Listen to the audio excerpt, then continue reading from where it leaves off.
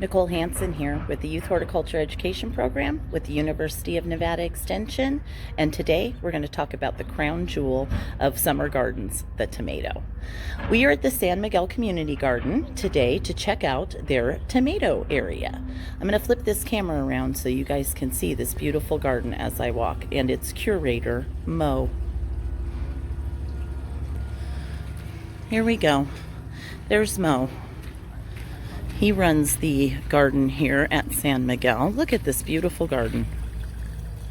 Isn't this gorgeous? So before we talk tomatoes, let's look at this wonderful garden. It is just so beautiful. Okay, there you go. That's All right, here we're coming up on their tomato bed. So San Miguel has quite a large bed of tomatoes. They have about 60 different plants in here. And I'm going to walk you around and show you the tomatoes, but I'm also going to talk to you about growing tomatoes in the desert. So you see their plants are doing pretty well. There's some that are a little dried out, and that's to be expected in the middle of summer here in the desert. So with tomatoes, there's two different kinds. There's determinate and indeterminate. Indeterminate are the vining tomatoes, and they do quite well here. We also have some determinate varieties that do quite well here. Here's a little shade cover. So what you see most of all in this tomato bed is smaller tomatoes, and that's key here for the garden. Here's some pear tomatoes. Those will be beautiful. Lots of small snack tomatoes. Those do really well here in the desert, and you also want to concentrate on varieties that are a little smaller. So if you're not so into the snack tomatoes, you can look at Early Girls, Romas, or Marzanos.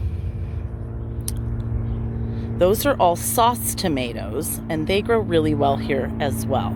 So you can grow tomatoes outdoors, you can grow tomatoes indoors. Mulch is important to retain that water, and tomatoes really prefer deep watering over light. Picking the right variety of tomato to grow here in the desert is key to success. So you want to pick smaller varieties. Snack tomatoes such as plum, cherry, pear tomatoes, they do really well.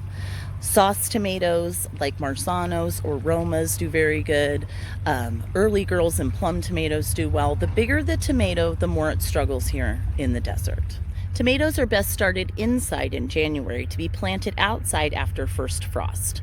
They should last you through fall, though they will struggle through the summer. If you can nurse them through the summer, then you will have a bumper crop in the fall.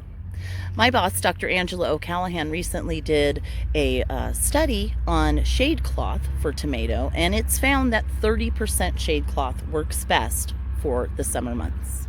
Don't get discouraged if you have a hard time the first time you try tomatoes. There's a bit of an art to it here in the desert, but don't give up, because you will get these beautiful tomatoes to enjoy if you're persistent.